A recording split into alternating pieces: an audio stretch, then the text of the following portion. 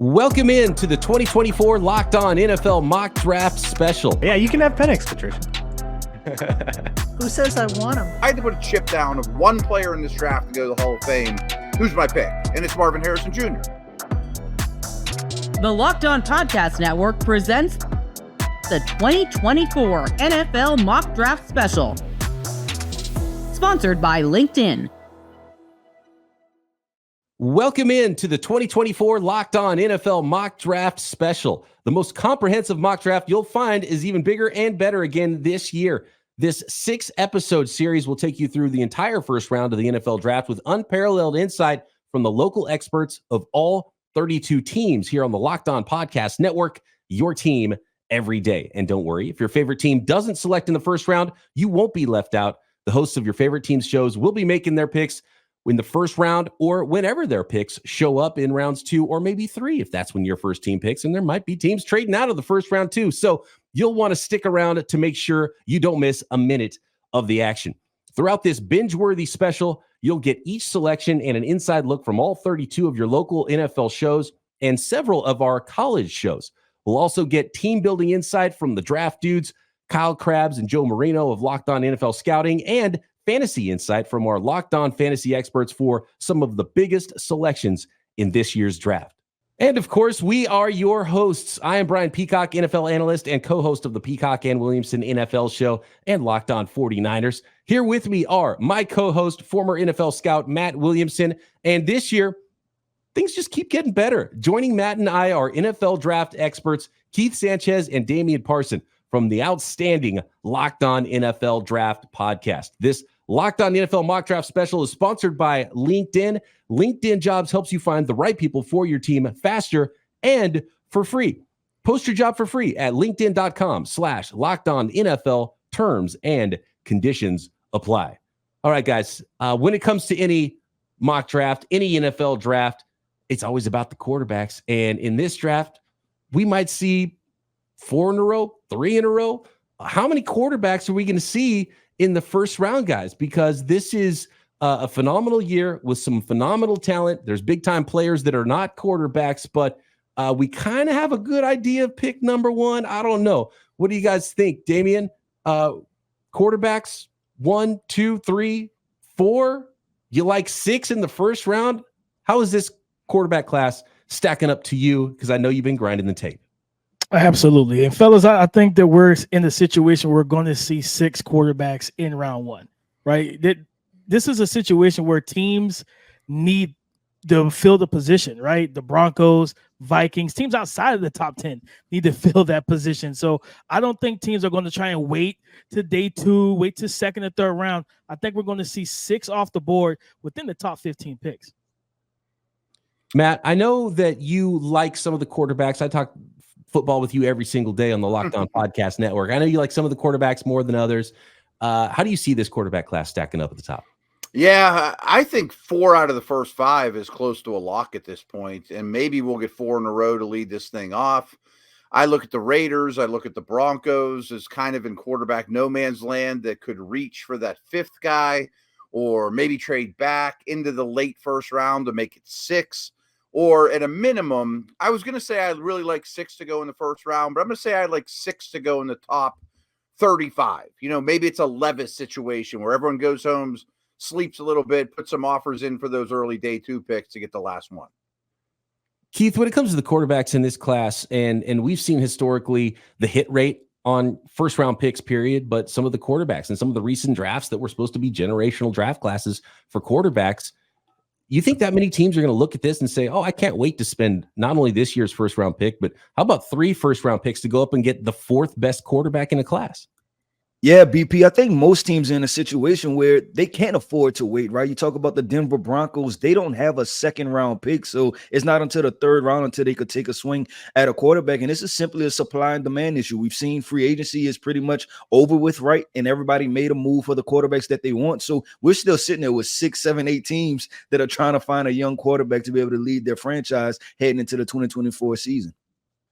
Yeah, there's a lot of teams that are very needy, and some of these coaches and GMs don't have a lot of time. The clock is ticking. They've got to find their franchise quarterback because without one, you are at a huge disadvantage in this football league. So I can't wait to see how this turns out. I think I know what position is going to go number one, and the pick is in. Lauren Cox is standing by with the first selection in our Locked On NFL mock draft special for 2024. The first pick coming up right now.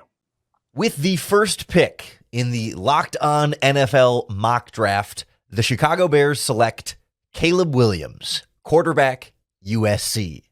The Chicago Bears made this decision weeks ago, but finally locked it in with the trade of Justin Fields, moving on to their new franchise quarterback. The Bears have swung and missed on quarterbacks in the past, but they've never had the opportunity to take a quarterback like Caleb Williams, a bona fide number one overall pick, a consensus top prospect in the draft, and coming into a situation in Chicago that not many number one overall pick quarterbacks get to walk into. Bona fide receivers, pieces added on the offensive line, weapons across the board, and a defense that was playing some great football last season as well. Caleb Williams has playmaking ability that Chicago has been dying for, and he is their opportunity to break the quarterback cycle and pretty easily become the best quarterback in franchise history. It's not a high bar, and Caleb Williams is set to eclipse it. There we go. As expected, the Chicago Bears select Caleb Williams, quarterback from USC. Keith, what do you think about Caleb Williams? Is he not only the talent that the Chicago Bears need, but is he the leader that the Chicago Bears need going forward to finally find their first great quarterback in any of our lifetimes? Yeah, so I'm going to address the talent first. And if you ask me just based off of film, do I believe the talent is there? Yes, he is the most talented quarterback that has wore Chicago Bears uniform. But the problem is this, that the second best quarterback that as far as talents wore Chicago Bears uniform was Justin Fields. And that didn't work out. And I want to hit on the fact of the surrounding pieces is what's going to matter. Now, it seems like general manager Ryan Poles understands that, acquiring, free agency guys, trading for guys. So if I'm a Chicago's Bears fan, I'm excited. Now, if we talk about the off the field stuff and the leadership, listen, we've seen and we've heard from his teammates, right? Everybody seems to support Caleb Williams off the field. I think what happens is Caleb Williams is probably the new generation of these new guys that are ushering into the NFL, right? And guys like us, BP, Williamson, and DP, right? We're not used to this from quarterbacks, but I'll say this, Aaron Rodgers rubbed a lot of people wrong for a long time, and he went on to throw 40 touchdowns and 4 interceptions. So if you're Chicago Bears fans, you should be excited about what's going to happen. Yeah, I think being comfortable in your own skin is the most important thing, right, Matt? Yeah, and I love, what Keith said, too, about some of the pieces they put in place, namely Keenan Allen. I mean, that's a rookie quarterback's whoopee. I mean, that is a great little, comfort blanket for him. And Brian, you mentioned at the start of the show, there's jobs at stake here. I mean, if you're the Bears decision makers and you don't make this pick, you're begging to get fired. No doubt. They have another selection as well to help out and maybe build a little bit of a more comfortable nest, right, Damian, with the 9th pick coming up as well for those Bears. 100%. Bringing in Keenan Allen, having the 9th pick, this is an opportunity for them to put themselves in the right position, put the foot on the gas pedal, and actually build around the young quarterback. Truthfully, they've kind of done a good job of that before the quarterback was even selected. And that's what you want to do, is have the house already made so he can kind of walk in and just live in it, right? You don't want him to come in with a lot of chores to do, trying to build something. He's young. He's trying to learn how to be a pro. My only concern with Chicago is this. They kept Matt Eberflus as the head coach. We saw them do this with Justin Fields, right? Where they kept Matt Nagy and company. Typically, if you're going to make this type of move, I'd rather a brand new starting head coaching staff and a brand new just coaching staff in general. Because what happens if this fails in year one and then you fire Eberflus, you lose the OC. Now you got a new head coach, a new offensive coordinator. Now you know what you're looking at? Justin Fields, yet again, going into year 2 with Caleb Williams, going with a new offense. And you did it. Jay Cutler had that problem. We've seen it with Baker Mayfield when he was in Cleveland. Let's find some stability finally, Chicago, and let's do this thing the right way. That happened with Mitch Trubisky in Chicago, too. They can't get that out of their own way. So hopefully this is the one that sticks and everybody's back next year and into the future for those Chicago Bears with quarterback Caleb Williams. According to the Green Room, the Bears had all the choices in the draft, but really they only had one. Here's Tyler Rowland from Locked On Titans over in the Locked On NFL War Room. This is what they had to do. Right. I mean, if they do anything else, they just open themselves up to such criticism, and they just can't do it for the sake of Bears fans just do the easy thing. And it looks like that's exactly, what they're going to do. So great. There's not It's a lot of been first the worst overall. kept secret for like 2 months too. Oh yeah. Yeah. I was gonna say too, there's not a lot of first overall quarterbacks that have come into a better situation, right? I mean, he's got 2 potentially bona fide number 1 receivers, a good running back in DeAndre Swift, a much better defense. This is not your typical, first overall team. For more on the fantasy impact of this selection, let's go to Locked On Fantasy Football co-host Michelle Majuk. It is rare for a quarterback drafted as the number 1 overall pick to play for a team with so many good weapons. But that's what Caleb Williams is going to be able to do. He gets DJ Moore, Keenan Allen, Cole Kmet, DeAndre Swift, and maybe even another highly drafted wide receiver to lean on in his rookie season. So considering his skill set as a very strong passer and a dynamic runner, plus the playmaker surrounding him, Caleb Williams should have considerable upside for fantasy immediately in his rookie season. However, I am worried about his impact on DJ Moore's and Keenan Allen's fantasy value. Over the last 10 seasons, only 3 wide receivers had at least 1,100 receiving yards in a season playing with a rookie quarterback. 2 of them actually occurred last year with Nico Collins playing with CJ Stroud and Devontae Adams playing with Aiden O'Connell. And then we also had the Mike Evans season back in 2015 with Jameis Winston. However, no rookie quarterback has supported multiple wide receivers to have 1,000+ receiving yard seasons over the last 20 years. And then to go even deeper, no rookie quarterback has supported multiple wide receivers to have 1,000+ receiving yards and 5+ receiving touchdowns in NFL history. So it seems highly unlikely that both DJ Moore and Keenan Allen will be able to have strong fantasy seasons like we're used to in 2024 playing with rookie quarterback Caleb Williams. 1 pick down, 31 and more to go beyond round 1 here in the 2024 Locked On NFL mock draft. Locked On Commanders host David Harrison has been working on trades all day. 3-team trades even potentially in the works from what I'm hearing. Will he get it done and move back, or will the Commanders stick and pick, land their franchise quarterback at number 2? We've got that coming up next on the 2024 Locked On NFL mock draft special.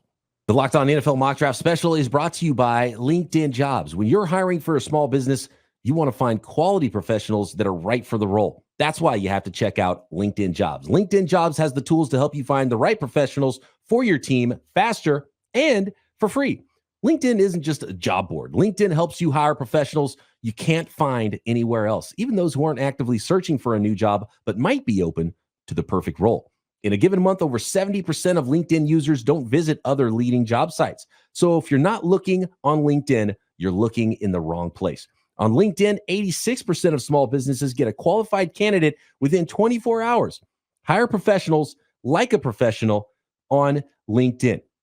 Post your job for free at linkedin.com/lockedonnfl. That's linkedin.com/lockedonnfl to post your job for free. Terms and conditions apply. Continuing on with the 2024 Locked On NFL Mock Draft Special. 1 pick in the books. It's Caleb Williams to the Chicago Bears. And now on the clock is the Washington Commanders. And we've got David Harrison, Locked On Commanders host, standing by to make that pick. And sounds like they're ready to go. And there's not going to be a trade here trying to move out.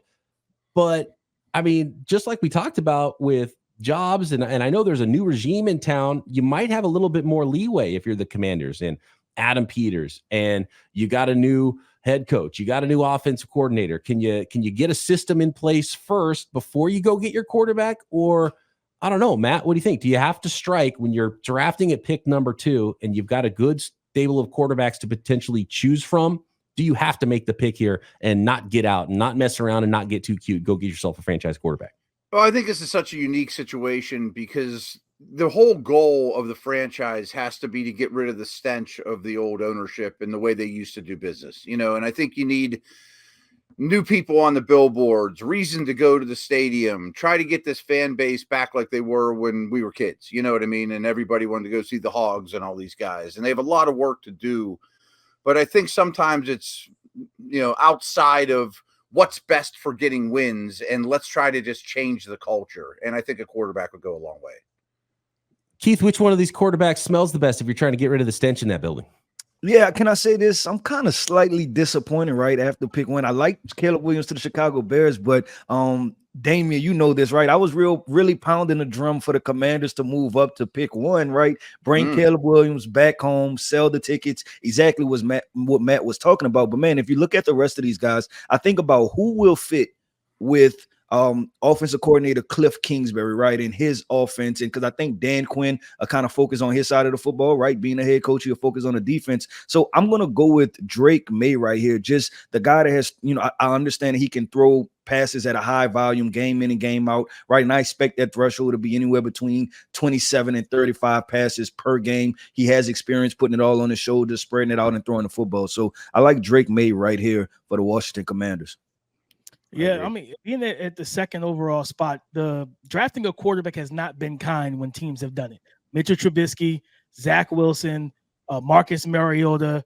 It's not been a great turnaround, right? So if you're the Commanders, you kind of want to make sure you nail this pick. You want to be the Houston Texans of 2023 and find your CJ Stroud, the guy that bucks that trend and takes your team to that next level. And I think with Cliff Kingsbury being in town, to me, it's probably, if you're going to go quarterback here, I think it should be Drake Maye, a guy that can kind of operate in that air raid type of offense. He's used to dropping back, throwing at a high volume because North Carolina relied on no one but him. So he's kind of used to that type of workload. And I think that he'll be a good fit there. All right, David Harrison, no pressures, just the entire weight of the Washington Commanders franchise on your shoulders to get this pick right at number 2. And the pick is in. Let's go to David Harrison with the number 2 selection in the 2024 Locked On NFL Mock Draft. And the Locked On Commanders host is ready to go. With the second pick in the Locked On NFL Mock Draft, the Washington Commanders select Jayden Daniels, quarterback, LSU, by way of Arizona State. And for the Washington Commanders, this offseason has been all about the messaging of getting the right style in place and getting the right people to fit the style of the team, not just the offense, but the style that this team wants to play with: explosive, energetic, and physical. They want people who are tough. They want people who are going to go out there and make big plays when the big plays there to be made. And that doesn't sound like any other quarterback available right now than Jayden Daniels. And there are certainly some questions about him and his development and which throws he can and can't make, but there's questions about every single quarterback prospect. When I look at Cliff Kingsbury, when I look at Dan Quinn and Adam Peters, the new general manager, and the style of football they want to play, it just seems like everything they're saying points to this quarterback prospect. So I think that's the direction that they probably lean to make this selection. And with it, hopefully, a new day of football at Washington Commanders and maybe the start to a new winning tradition in the DMV. So it is the LSU quarterback, Jayden Daniels. I remember him from back in the day when my guy Brandon Ayuk was a wide receiver at Arizona State, and he kind of burst on the scene. He was like, this guy might be something, maybe even a future first-round pick. Kind of disappeared for a few years, popped up at LSU, and had a phenomenal Heisman campaign. Keith, you were at the LSU Pro Day. What did you see from Jayden Daniels there? Does he throw the ball like a guy who's the high upside pick that David Harrison just talked about here for the Washington Commanders at pick number 2? Yeah, definitely. I think he throws the ball good enough, right? And we've seen him work, outside the numbers, right? Work some deep comebacks. And then also we know that he probably throws maybe top 2 deep ball, right? When we're talking about deep ball accuracy, getting the ball to Brian Thomas and Malik Neighbors. So if I'm looking at the Washington Commanders situation, I'm excited about it for Jayden Daniels moving forward because they have 2 really good wide receivers, right? With Terry McLaurin and Jahan Dotson. Also, throwing the football is his B trait, right? Running the football is his A trait and what makes him special. So, yeah, I think it should be an exciting situation. It's just a matter of, hey, how compatible will Cliff Kingsbury be with his skill set, talking about Jayden Daniels and being able to move the offense forward because they do need to improve this offensive line also. And we've seen Cliff Kingsbury very recently in the NFL with a really athletic dual threat type of quarterback, Damian. Yep. The wins and losses didn't really go the way that they hoped in Arizona. Is this a different story for Cliff's offense with Jayden Daniels in Washington? I think so. I think this Washington's team is more talented offensively, right? You don't have to question where the ball is going to in terms of who's the receivers that Jayden Daniels is going to throw to. After a while, when DeAndre Hopkins, the whole suspension and everything else, it just kind of unraveled at the seams. And I think with Terry McLaurin, Jahan Dotson, they got to get a tight end. They have, good running backs in the backfield.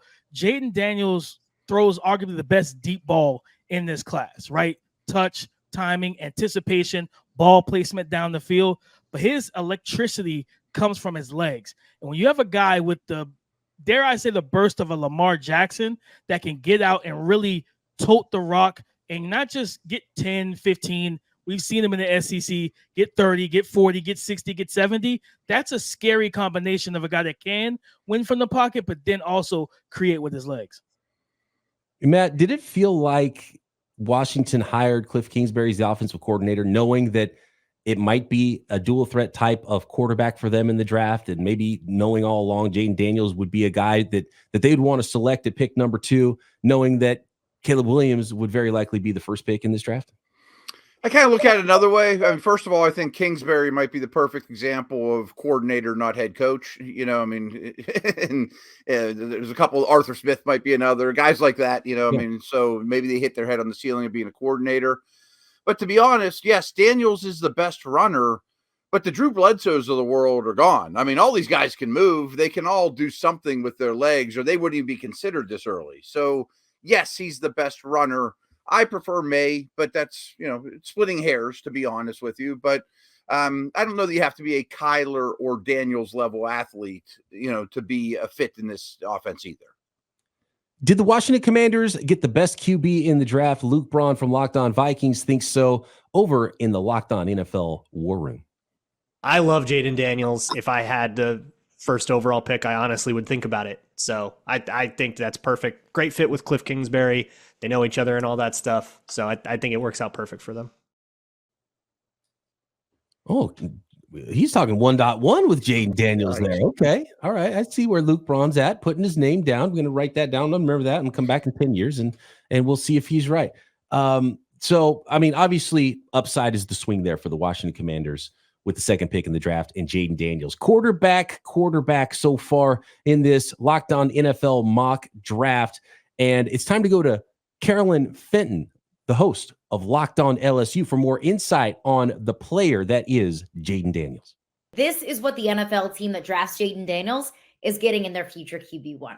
First and foremost, he's an elite athlete. That's what separates him from the rest of the quarterbacks in this year's draft. And it also is what separated him from the rest of the quarterbacks in college football this past year that really elevated his Heisman campaign. And it's the plays that he can make with his legs that Jayden Daniels can turn any run into a potential touchdown run. And he doesn't need massive gaps in order to create some explosive plays. He's so slippery and he is so elusive. Overall, he makes it look easy. He's so cool, calm, and collective. And that also applies in the pocket as well, because not only is Jayden Daniels an elite athlete and elite runner, he's an elite passer as well. Jayden Daniels completed nearly 70% of his passing attempts of 20 yards or more. He is the best deep ball passer in this year's draft. Jayden Daniels can make truly any throw that you ask him to make. So 2 quarterbacks off the board here in the Locked On NFL mock draft special, but there's still a couple of quarterbacks that could fly off the board next. I'm hearing about trade conversations here, some involving the New England Patriots at 3, some involving some teams behind the Patriots. I think we could probably figure out what teams might be trying to move up if they are indeed moving up for a quarterback. There's some really good wide receivers in this class as well. Damian, is it an easy decision for you here? Because you talked about Drake Maye already. The Patriots are sitting at 3. Do you go quarterback? Do you listen? Do you just not even pick up the phone? Or what about Marvin Harrison Jr. sitting over there, the best non-quarterback in this class? Might be the number 1 player on some teams' boards, period. I love Marvin Harrison Jr., but I am not selecting him over a quarterback in this situation. I do think with Drake Maye falling to 3, you listen to whoever's calling, right? See what they are offering. If they want to give you the Kings of Kings ransom, then you have that real discussion in the war room. Like, do we make this move, right? But for me, I look at it like this. Drake Maye's falling there. I'm putting the card in, and I'm taking Drake Maye. And I'm not even thinking about it, because it's one thing to build the team up, but then you have to still figure out the quarterback situation. And yeah, Jacoby Brissett was signed to a short 1-year deal, but am I going to wait until day 2 and try and grab a Michael Pratt? I love Spencer Rattler, but I really love the tools, the ability, and the ceiling of a Drake Maye. I'd rather get that type of elite prospect than waiting for someone else later down in the draft. I want to jump in there real quick, DP, and have kind of a counter argument, right? Is that are we confident in what the New England Patriots have offensively, right? We always talk about, a rookie quarterback. Really? No. We always talk about a rookie quarterback being a team being ready for a rookie quarterback, and I'm right there with you. Just as blunt as Matt said, right? No, so every time I do a mock draft, I cringe when I kind of have to put a quarterback there.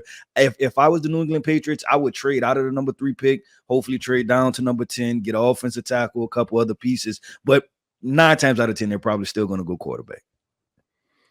Well, I do know that those conversations were had, but no trades were consummated here. Mike Debate, the host of Locked On Patriots, is ready to go with the 3rd pick in the 2024 Locked On NFL Mock Draft Special.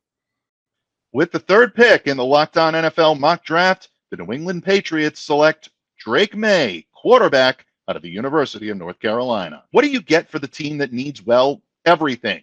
In this case, you start with the most high profile and arguably the most important position on the field, and that's the quarterback. Drake Maye has all of the physical tools and the skill set to be a solid quarterback at the pro level. 6'4", 223 pounds, he has the arm strength to make the throws to any area of the field, and his ability to maneuver in and around the pocket and make plays with his legs means that defenses have to account for his whereabouts on every single snap. If he can control his tendencies to push the big play when a simple check down will do, he's going to be exactly what the New England Patriots need at the position. Again, the Pats have a lot of holes on this roster. They're going to need to build the talent and protection around Drake before he's able to realize his full potential. But the presence of Jacoby Brissett will allow him to learn the pro game at his own pace from one of the best veteran mentors in the game today. All in all, Alex Van Pelt projects as a solid fit for the New England Patriots and Alex Van Pelt's offense. Matt, you talk all the time on the Peacock and Williamson NFL show about teams building a nest for their young quarterbacks. Yep. We've mentioned how the Bears are in a pretty good spot here, much better for young Caleb Williams than they were when Justin Fields was drafted there. Of the top 3 teams we've seen so far draft quarterbacks, by far the worst nest is in New England with the Patriots. What do you think about this selection of Drake Maye at 3? Yeah, I think this nest is made out of thorns and barbed wire and just begging for problems. And Drake Maye's my number 2 quarterback, and I agree. He would have been my pick, but boy, I would have loved to have traded back and taken Joe Alt, a guard, a center, another receiver, go trade for T. Higgins the day after the draft, and then worry about this down the road. But a couple things. So Penix, Nix, and Daniels are all 2-3 years older than Maye, some cases maybe even close to 4. I wonder what a 23-year-old Drake Maye would have done at Oregon, LSU, Washington this year. He would have been unbelievable. I mean, of course. Or Caleb Williams is a 23-year-old. We're working on his craft every offseason. But Maye probably had the worst year of all those guys. Daniels had the best, just on the field. But I think you're setting Maye up to make the exact same mistakes he did this year in North Carolina and have to do too much, and the nest is on fire. No, I agree, right? Because it's the exact same problems, right? We talked about the offensive line and wide receivers at North Carolina, and then now the same issues at New England, the offensive line and wide receivers. So, yeah, I'm definitely nervous. I agree with you, Matt. He is my QB2 also, so I like the prospect, but the situation is extremely difficult. And New England Patriots fans, they have to, be patient, right, as far as developing this roster.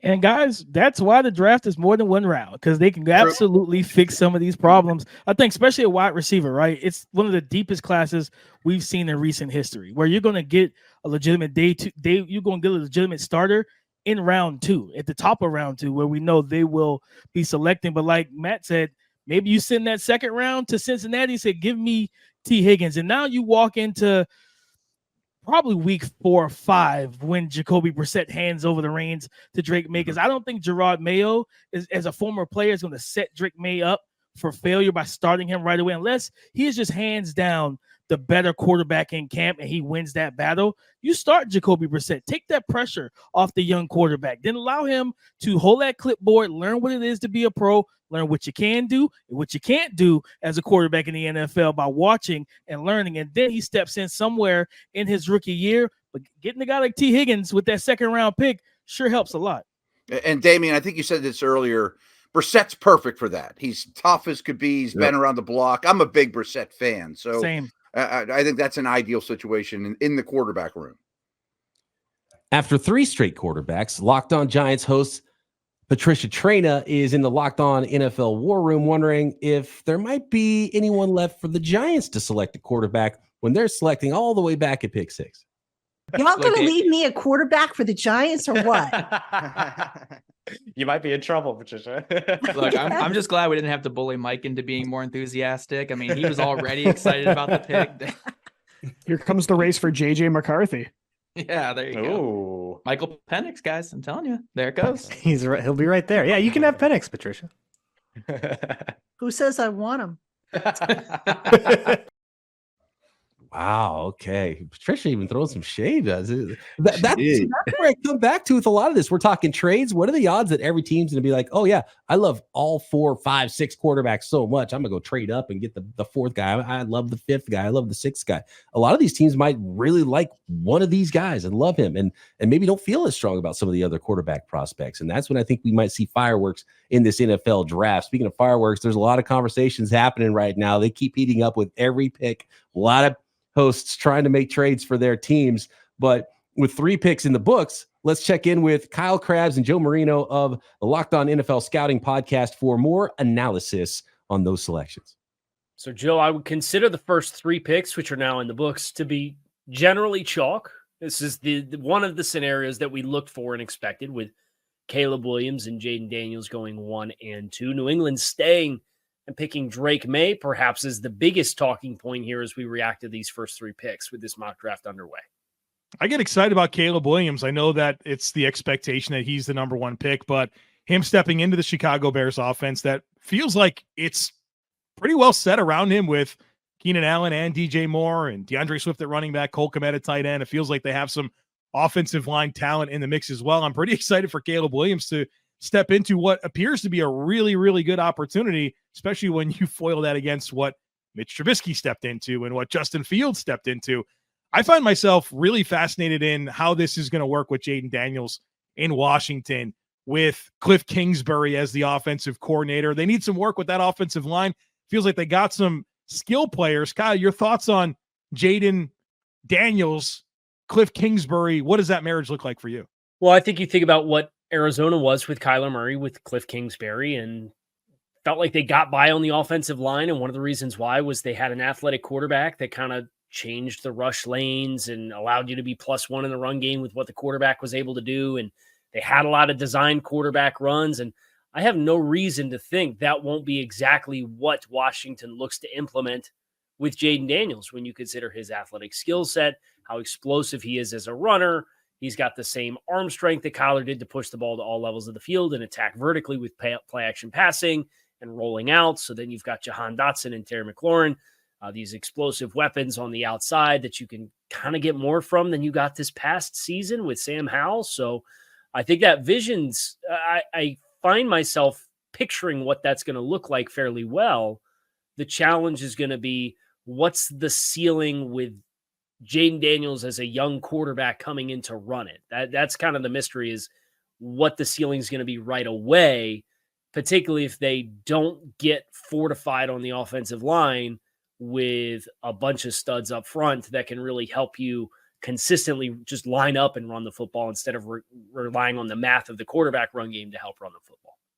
Patriots went out and got Drake Maye. I understand taking the quarterback, but now they have to be real serious about getting the offensive infrastructure correct around Drake Maye.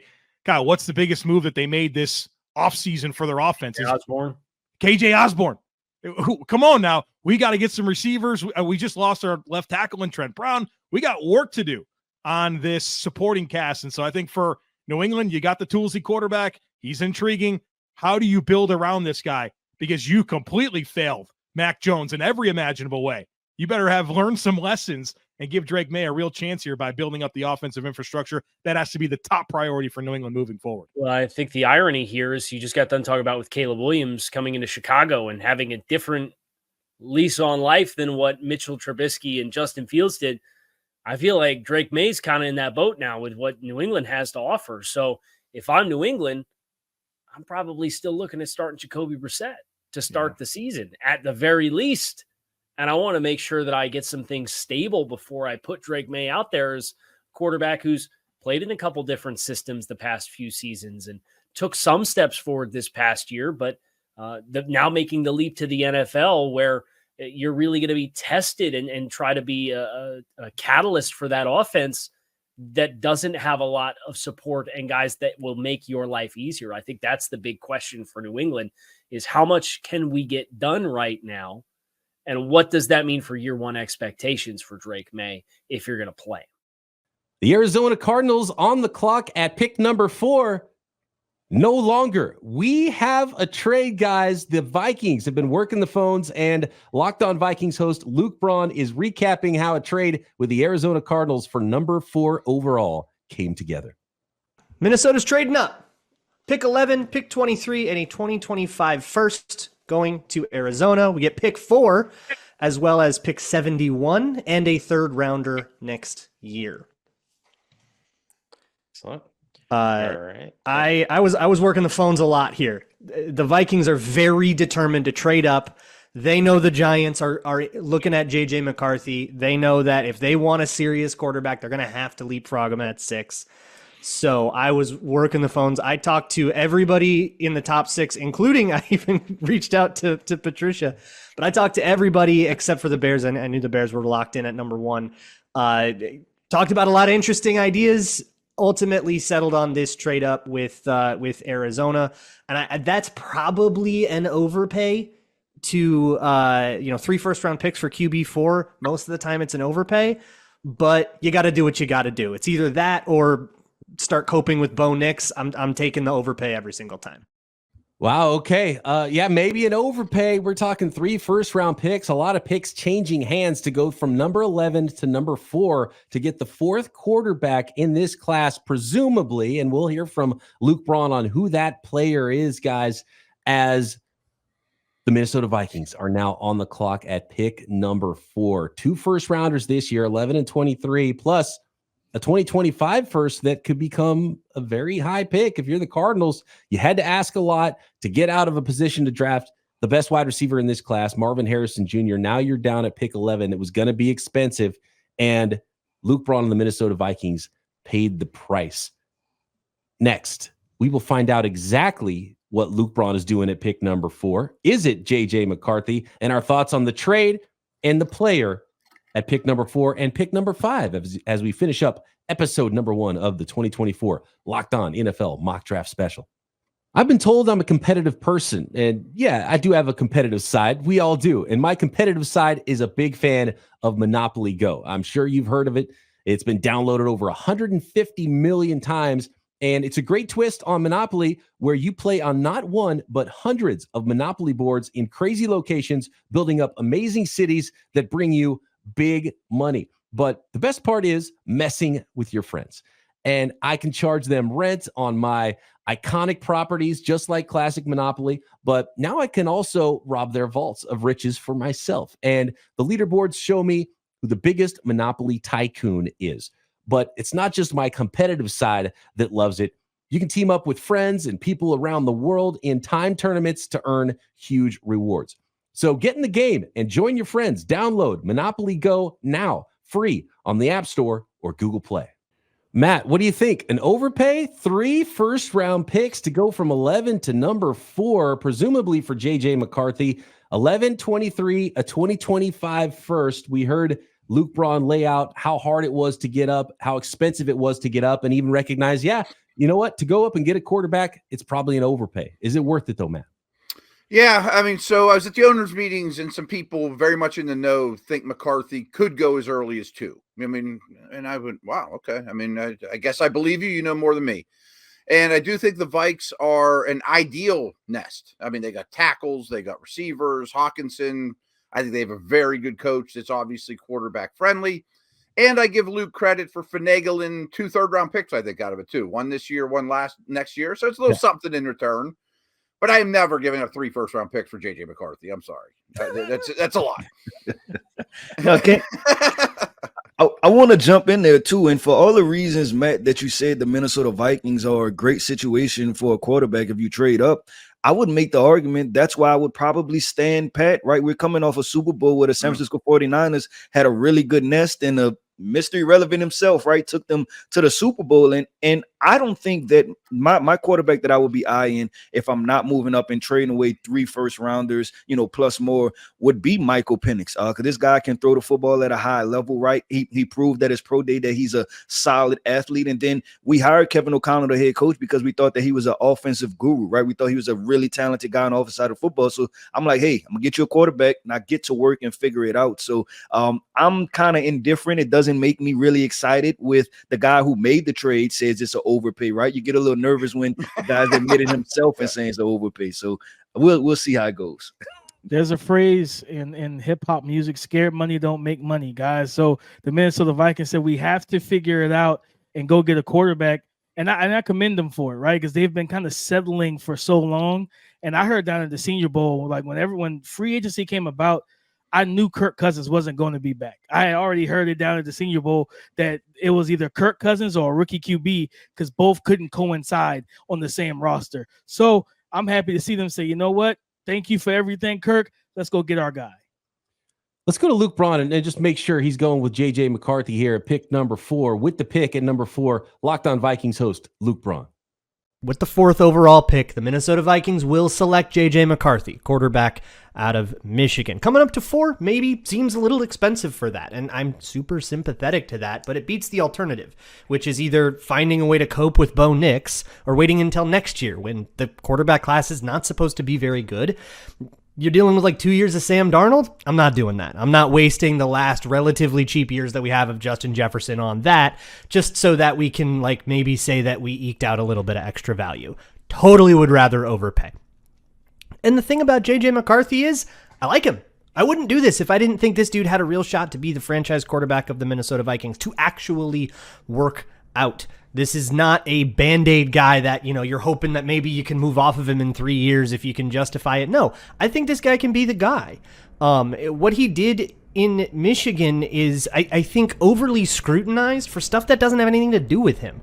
Michigan led for I think every second half they played in his final season at Michigan. So yeah, they ran a lot. They had to lead a lot. Guess why they had to lead a lot? Because J.J. McCarthy was able to operate the offense and dig them out of third down holes when they needed him to do it. And that's when you really see the best of J.J. McCarthy. When they did need something from him, you saw the best from him. And it's not on him that Blake Corum just made it so they didn't need a lot out of the passing game. But when the pass protection would break down, which happened a lot, when the wide receivers would break down, which happened a lot, I like Roman Wilson. I don't like the rest of those Michigan receivers, and I don't like the pass protection of the rest of that Michigan O-line. It really felt like J.J. McCarthy would have to scramble around and make a play. The way he dances in the pocket is very controlled and very sustainable, and the way that he executes the scramble drill is, it's textbook. Let me chime in real quick, if you don't mind. I don't know that J.J. McCarthy had it all that rough, to be honest with you. I mean, they won the national title by handing the ball off, and he did some good things, and I give him credit, especially on third down, red zone, the stuff that coaches watch and love, he was great at. But I don't know that Drake Maye's crying for him too much right now of situation at Michigan. Yeah, he had a pretty good situation there. Obviously, a winner and a leader. And this pre-draft process, he's kind of been lights out and, maybe weighed in a little bigger than some people thought, held that weight into his pro day, throwing the ball really well at his pro day. He's athletic as well. Everyone seems to love the kid. Damian, what kind of a upside are we talking about with J.J. McCarthy here? The combination of arm talent and athleticism, he has a high ceiling for me. This is a young man who we haven't seen him handled like a heavy workload. Like Luke said, they ran the ball a lot. They were in leads. But I think running and operating that pro-style offense, being under center, used to the play-action game, turning his back to the defense, turning back around, be able to find his reads. Also, he's calm under pressure whenever it was able to happen. He showcased the ability to evade, reset, and trigger off throws. He can attack the middle of the field. The main thing for him is with a guy like Kevin O'Connell, getting him on the move, right? Flood concepts, with the sprint action, mesh concepts, things of that nature. He's got to just consistently work on his base. He has his footwork gets a little erratic at times where he overstrides with that lead foot, causing some overthrows outside the numbers and down the field. Let me tell you something. When you got Justin Jefferson out there, you better make sure you're putting it on the money. All right. He's used to Kirk Cousins putting it on the money. Don't be overthrowing them 5-10 yards down the field, which he kind of did a little bit at Michigan when he didn't need to. It's just know how to be a multi-speed pitcher. And I think that's something that comes along with those reps because he's got a strong arm, but everything doesn't need to be a 100-mile-per-hour heat seeker.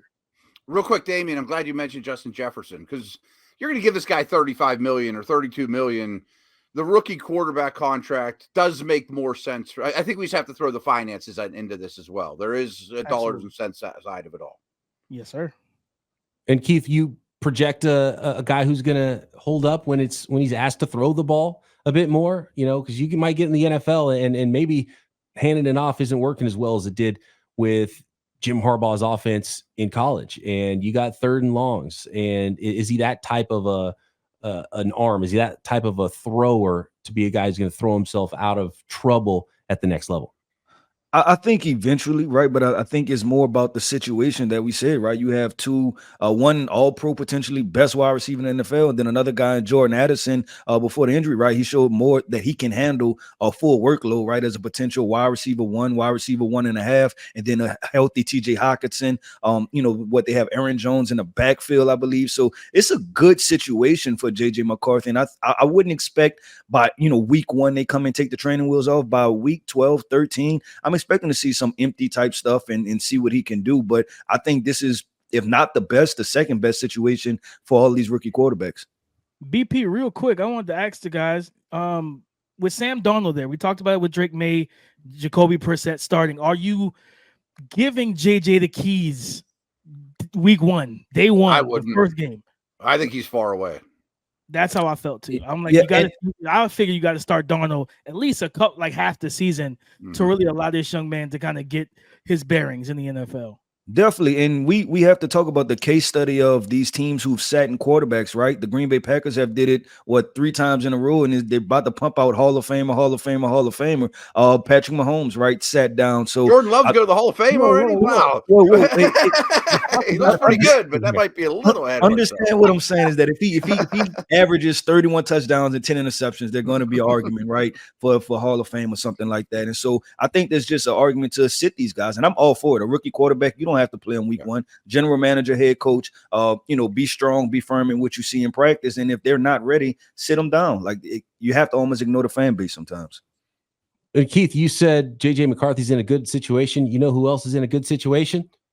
The Los Angeles Chargers, sitting here at pick 5 and just letting everybody take quarterbacks in front of them. And as Jim Harbaugh said, it basically gives you the number 1 pick in the draft at 5 if you're not taking the quarterback, and they got Justin Herbert. So they're not worried about the quarterbacks going in front of them. In fact, they're rooting for it. So Daniel Wade is ready to go now with the quasi first pick in the 2024 Locked On NFL Mock Draft Special. Daniel Wade ready to go with the pick at number 5 for Locked On Chargers.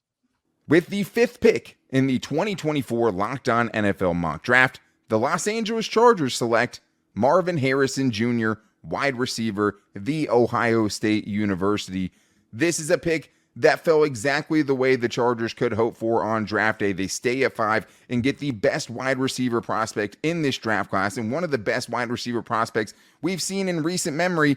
It is a good thing to have a quarterback. 4 quarterbacks go before the Chargers here, and they end up with Marvin Harrison Jr. I thought about trading back with the Vikings to potentially get picks 11 and picks 23. They end up moving up to 4 with the Cardinals to get their quarterback, leaving the Chargers with Marvin Harrison Jr., and it's an easy pick. But it was tough to not go with Malik Neighbors just because of how explosive he is. Another really, really good prospect. But since the Chargers traded Keenan Allen, their number 1 receiver, they let go of their second best wide receiver with Mike Williams. The difference is Marvin Harrison Jr. has a polish where he can come in and be wide receiver 1 for the Chargers right away, get that instant production in 2024, and fill just a gigantic hole they have right now in their wide receiving core. This couldn't have felt any better for the Chargers. You get someone who's good in all areas, a truly pro-ready prospect in Marvin Harrison Jr., and you don't overthink it and get Justin Herbert, his number 1 wide receiver.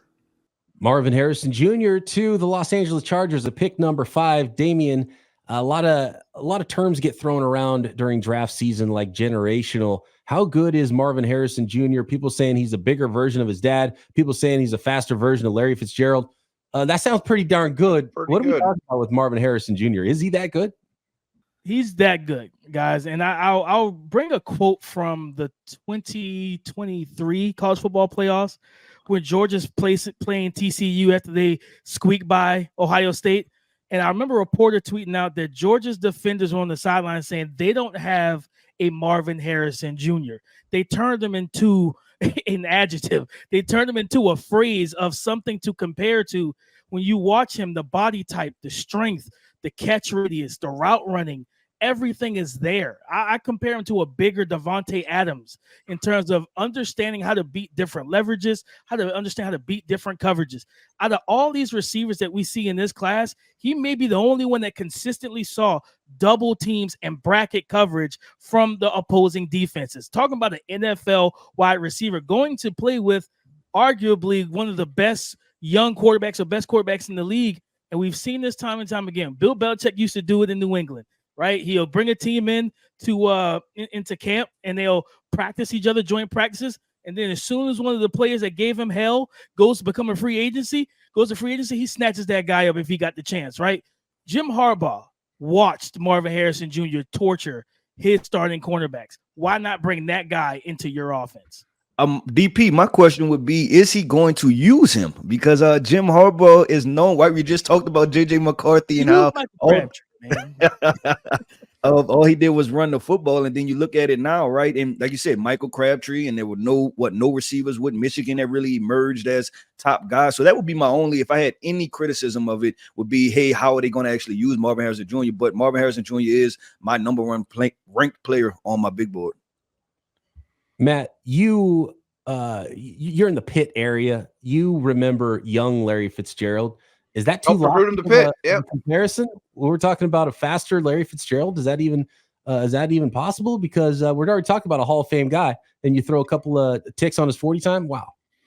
Some of these comparisons are a little bonkers. I mean, at BP, we were joking the other day. Someone's talking about a bigger Steve Smith. I mean, this running back's a combination of Barry Sanders and Jim Brown. I mean, let's not get too crazy. But we were just talking Hall of Fame a second ago. I mean, one thing I do every draft class is I always look at them right before the draft. And I'm like, if I had to put a chip down of one player in this draft to go to the Hall of Fame, who's my pick? And it's Marvin Harrison Jr. And I think most people would agree with me. With all respect to Neighbors and Adunze, who might even be the second and third best player in this draft, to be honest with you. They're unbelievable.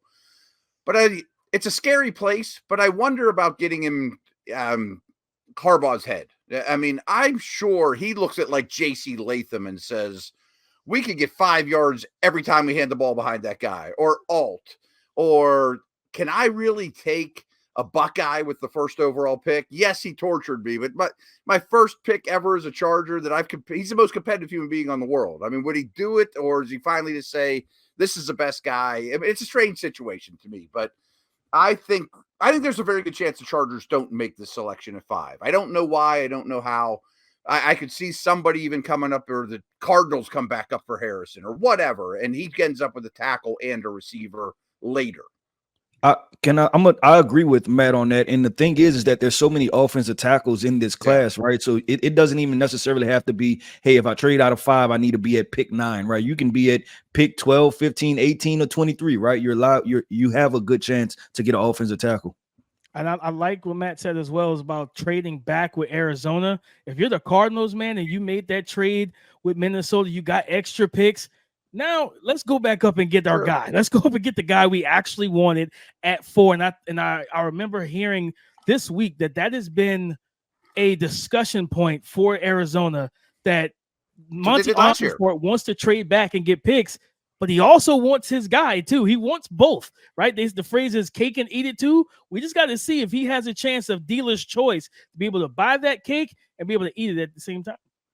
Could you get a free first by going back and then jumping right back up and just get that extra 20? That's that quarterback tax, Yeah, and the Cards did it last year. Monty's ready to deal. So that'll be an interesting one with the 6th pick in the 2024 Locked On NFL Mock Draft. But first, let's go to the Locked On War Room. Little surprise there and some elation over this last pick. Here's Locked On Saints host Ross Jackson.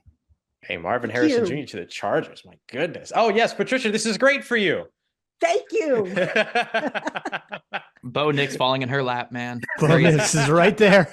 You with your Bo Nix, you're going to be surprised. That's awesome.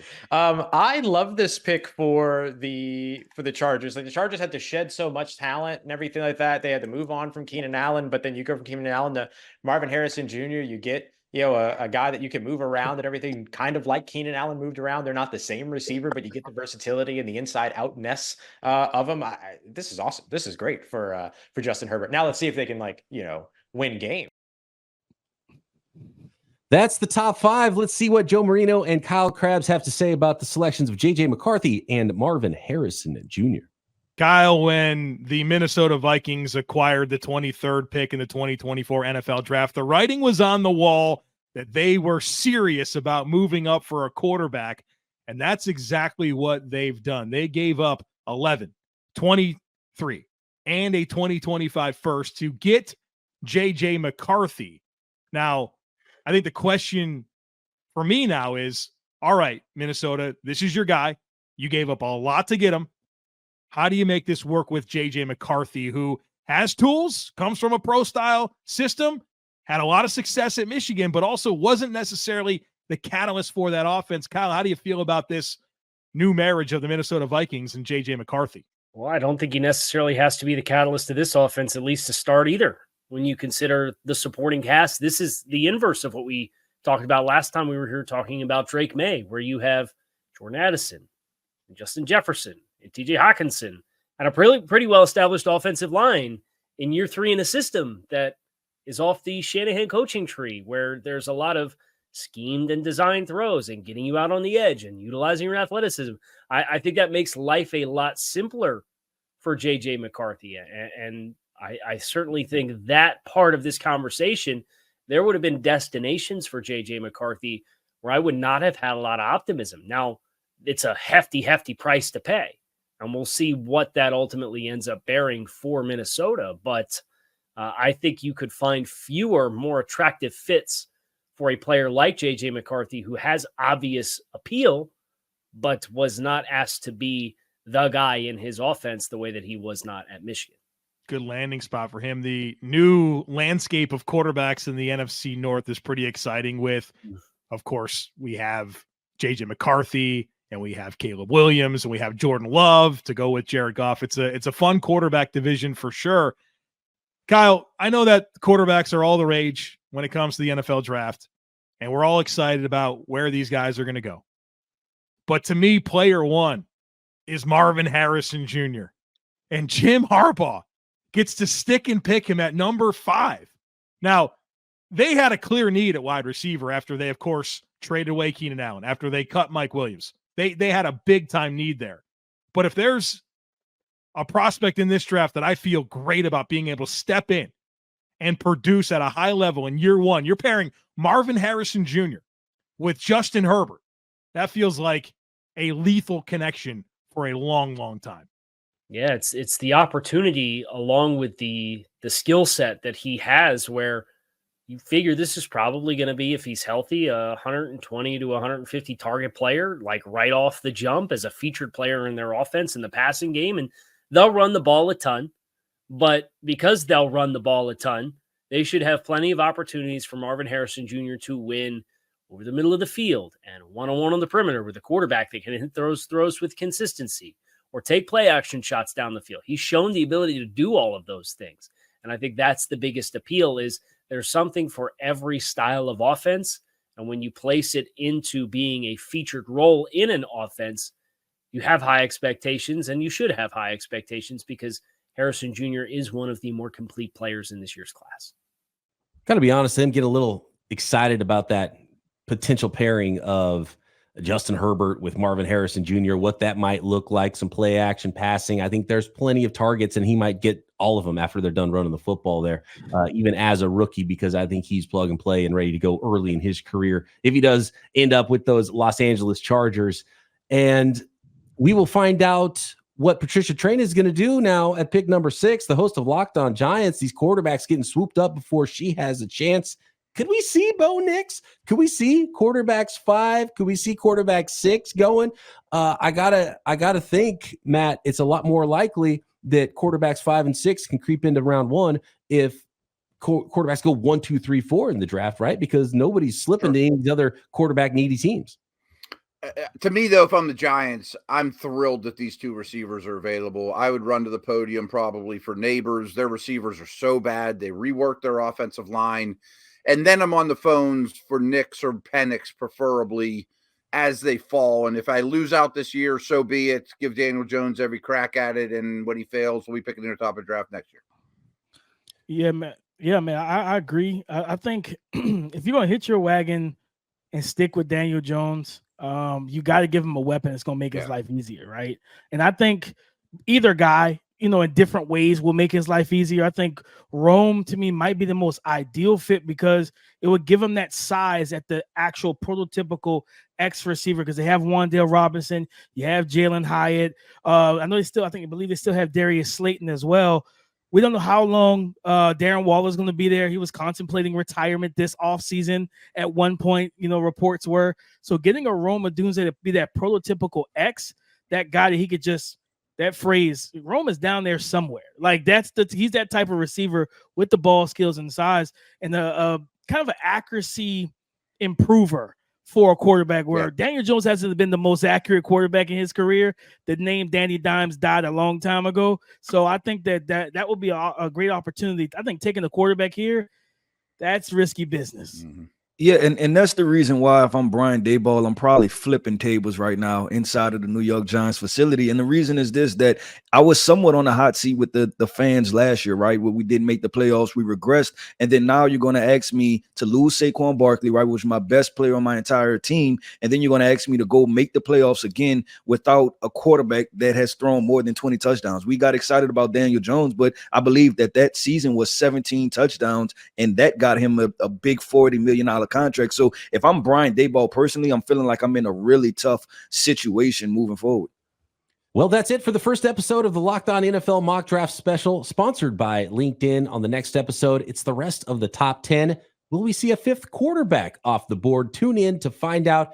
And don't forget, you can find the entire special on both audio and video at the Peacock and Williamson NFL show, Locked On NFL Draft, and Locked On NFL podcast feeds. For Matt Williamson, Damian Parson, and Keith Sanchez, I'm Brian Peacock. We'll see you for the rest of the top 10 in the next episode of the Locked On NFL Mock Draft Special, part of the Locked On Podcast Network, your team every day.